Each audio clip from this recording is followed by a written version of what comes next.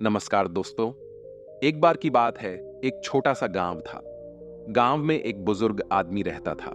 वह बहुत ही बुद्धिमान और अनुभवी था। एक दिन एक युवा आदमी बुजुर्ग आदमी से मिलने आया। वह बहुत ही परेशान था। उसने बुजुर्ग आदमी से कहा, मैं बहुत ही दुखी हूं। मेरे जीवन में बहुत सारी परेशानियां हैं। मुझे लगता है कि मैं इन परेशानियों से कभी भी छुटकारा नहीं पा सकता। बुजुर्ग आदमी ने युवा आदमी को समझाया, दुख और परेशानी जीवन का एक हिस्सा है।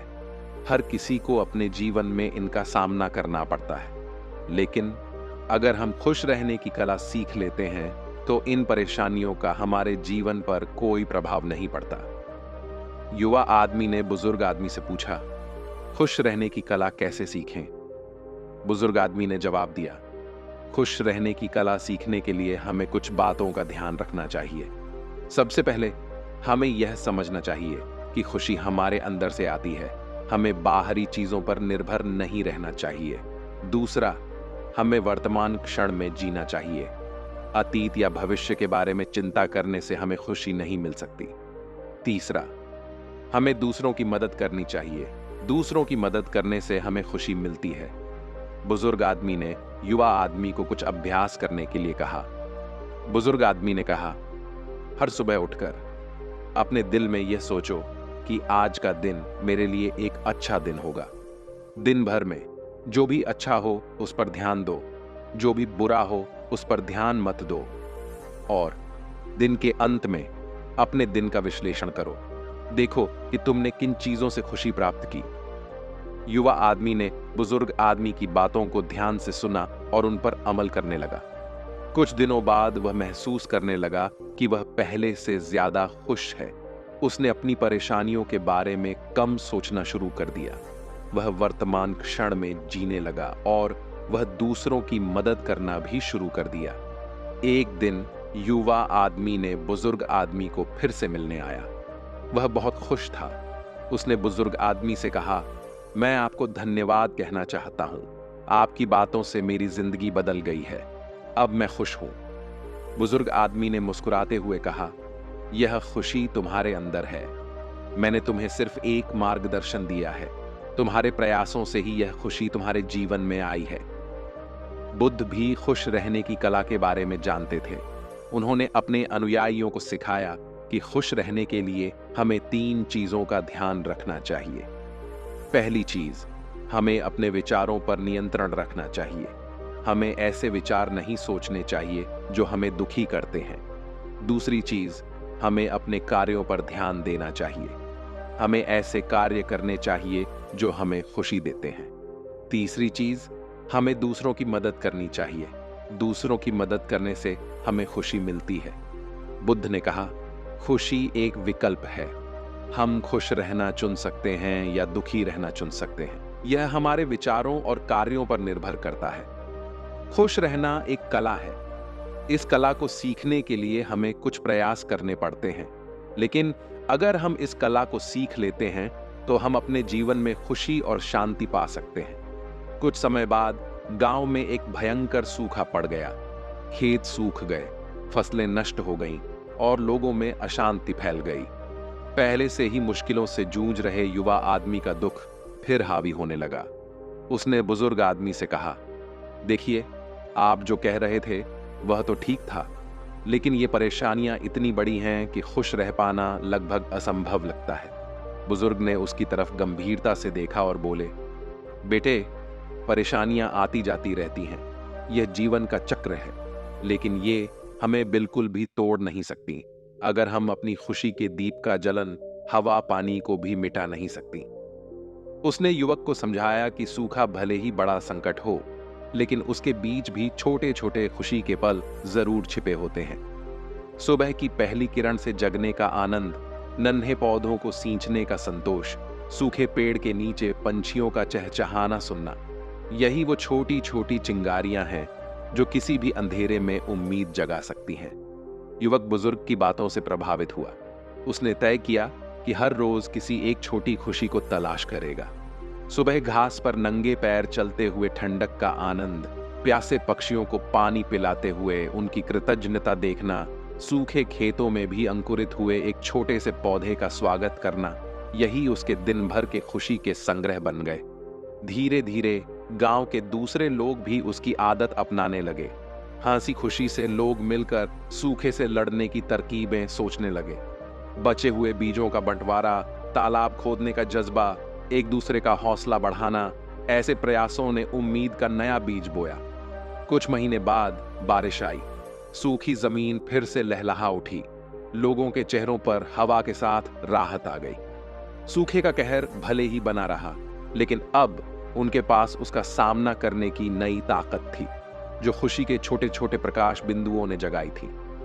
युवा आदमी ने महसूस किया कि बुजुर्ग सही थे। जीवन की राह भले ही कैसी भी हो, लेकिन खुशी की चिंगारियां हमेशा मिलती रहेंगी, बशर्ते हम उन्हें तलाशने का हौसला रखें। खुश रहने की कला हमें हर परेशानी से लड़ने का बल देती है और सिखाती है कि जिंदगी का असली सुकून छोटी छोटी खुशियों को गले लगाने में ही है। इस कहानी ने पूरे गांव को बदल दिया। लोगों ने सीखा कि जीवन की धूप छाह चलती रहती है, लेकिन खुशी एक ऐसा दीप है जिसे कोई बवंडर भी नहीं बुझा सकता। यही बुद्ध का असल संदेश था, खुश रहना सीखो, जीवन की हर परेशानी दूर होगी। अब कहानी में एक नया मोड़ आता है। बारिश के बाद जमीन तो लहलहा उठी, मगर किसानों के लिए चुनौती अभी भी कम नहीं हुई थी। सूखे ने फसल को काफी नुकसान पहुंचाया था और बीजों का भी अभाव था। ऐसे में गांव के लोग फिर से चिंता में डूबने लगे, लेकिन युवा आदमी ने हार नहीं मानी। उसने गांव वालों को इकट्ठा किया और उनसे कहा, हमें मिलकर इस चुनौती का सामना करना होगा।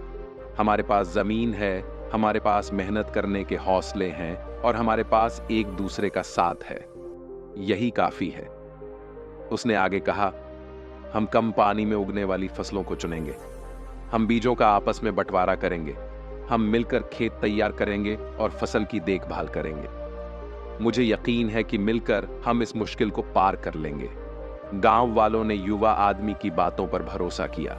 उन्होंने मिलकर काम करना शुरू किया। कम पानी में उगने वाले बाजरा और ज्वार के बीज इकट्ठे किए गए, खेतों को तैयार किया गया और बारी बारी से सिंचाई की व्यवस्था की गई। हर कोई मेहनत से काम कर रहा था, एक दूसरे की मदद कर रहा था। धीरे धीरे खेतों में फिर से हरी भरी क्यारियां लहराने लगी। बाजरा और ज्वार के पौधे तेजी से बढ़ रहे थे।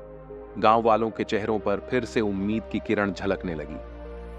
कुछ महीनों बाद फसल कटाई के लिए तैयार हो गई। गांव वालों ने मिलकर फसल की कटाई की और अनाज को इकट्ठा किया। भले ही फसल पहले जैसी भरपूर नहीं थी, लेकिन गांव वालों के लिए यह किसी जीत से कम नहीं थी। उन्होंने सूखे से लड़कर जीत हासिल की थी और यह जीत उनकी एकता और मेहनत का नतीजा थी। इस अनुभव ने गांव वालों को बहुत कुछ सिखाया। उन्होंने सीखा कि मुश्किलों का सामना मिलकर करना चाहिए। उन्होंने सीखा कि खुशी सिर्फ अच्छी परिस्थितियों में ही नहीं, बल्कि चुनौतियों को पार करने में भी मिलती है। उन्होंने सीखा कि एकता और मेहनत से कोई भी मुश्किल आसान हो सकती है। इस कहानी का अंत सुखद है, लेकिन यह सिर्फ एक कहानी नहीं है, यह एक संदेश है। यह संदेश है कि जीवन में उतार चढ़ाव आते रहते हैं, लेकिन अगर हम हार नहीं मानते, एक दूसरे का साथ देते हैं और मेहनत करते हैं, तो हम किसी भी मुश्किल को पार कर सकते हैं। और इसी में असली खुशी निहित है। फसल के बाद गांव में नया उत्साह छा गया। कम उपज के बावजूद एकता और मेहनत से प्राप्त फसल ने उन्हें संतोष और विश्वास दिया। युवा आदमी ने देखा कि गांव में सिर्फ बुनियादी जरूरतों की ही पूर्ति हो पा रही है, आगे कुछ बेहतर करने की गुंजाइश थी। उसने गांव वालों के साथ चर्चा की और एक नया सपना साझा किया, गांव को आत्मनिर्भर बनाने का। उसने सुझाया कि कम पानी में फल सब्जियों की खेती की जाए। इससे गांव के लोगों को पौष्टिक आहार मिलने के साथ साथ अतिरिक्त कमाई भी हो सकेगी। साथ ही कुछ महिलाओं को हस्तकला और पशुपालन का प्रशिक्षण देकर स्वरोजगार शुरू करने में मदद करने का प्रस्ताव रखा। गांव वालों ने युवा आदमी के विचारों को खुले दिल से स्वीकार किया। युवा की पहल पर गांव में एक छोटा सा सहकारी समिति बनाई गई। समिति ने सरकारी योजनाओं की जानकारी जुटाई और मदद ली। बंजर पड़ी जमीन पर जैविक सब्जियों की खेती शुरू हुई। कुछ महिलाओं ने मशरूम उत्पादन, अचार बनाने और पापड़ बनाने का उद्योग शुरू किया। दूध उत्पादन को बढ़ाने के लिए पशुओं की बेहतर नस्ल और देखभाल पर ध्यान दिया गया। धीरे धीरे गांव का नजारा बदलने लगा। हरी भरी सब्जियों के खेत, मशरूम की खुशबू से महकती गलियां, हंसते खेलते महिला उद्यमी, ये दृश्य अब आम हो गए थे। गांव के लोगों की मेहनत और लगन रंग ला रही थी। वे आत्मनिर्भर बनते जा रहे थे। इस बदलाव के पीछे युवा आदमी का नेतृत्व और बौद्ध की शिक्षाओं का गहरा प्रभाव था। बौद्ध की दुख निवृत्ति का मार्ग गांव वालों के लिए जुनून बन गया था। उन्होंने समझ लिया था कि असली खुशी सिर्फ भौतिक सुखों में नहीं, बल्कि दूसरों की भलाई में, मेहनत में और अपने लक्ष्यों को प्राप्त करने में निहित है। एक दिन आसपास के गांवों के लोग भी युवा आदमी के बारे में सुनने के लिए आने लगे। उन्होंने देखा कि कैसे अपने ही कष्टों से निकलकर एक पूरा गांव आत्मनिर्भरता की ओर बढ़ रहा है। वे भी युवा आदमी से प्रेरणा लेकर अपने गांवों में बदलाव लाने का सपना देखने लगे। यही सिलसिला चलती रही। धीरे धीरे एक एक कर आसपास के गांव भी खुशियों का दीप जलाने लगे। बौद्ध की शिक्षा, युवा आदमी का नेतृत्व और गांव वालों की मेहनत से एक क्षेत्र ही नहीं, बल्कि कई लोगों की जिंदगी खुशियों से भर गई। यह कहानी सिर्फ एक गांव के विकास की नहीं, बल्कि आत्मनिर्भरता और सामूहिक प्रयासों की शक्ति का प्रमाण है। यह बताती है कि चुनौतियों के बीच भी खुशियों की तलाश की जा सकती है और हार न मानते हुए मेहनत से कुछ भी हासिल किया जा सकता है। बौद्ध का संदेश, खुश रहना सीखो, जीवन की हर परेशानी दूर होगी, इस कहानी में साकार होकर हमें सबको प्रेरित करता है। दोस्तों, हम उम्मीद करते हैं कि आप इस वीडियो से कुछ मूल्यवान सीखेंगे। अगर आपको वीडियो पसंद आया हो तो उसे लाइक करें और हमारे चैनल को सब्सक्राइब करें। अगले वीडियो में मिलेंगे। तब तक धन्यवाद।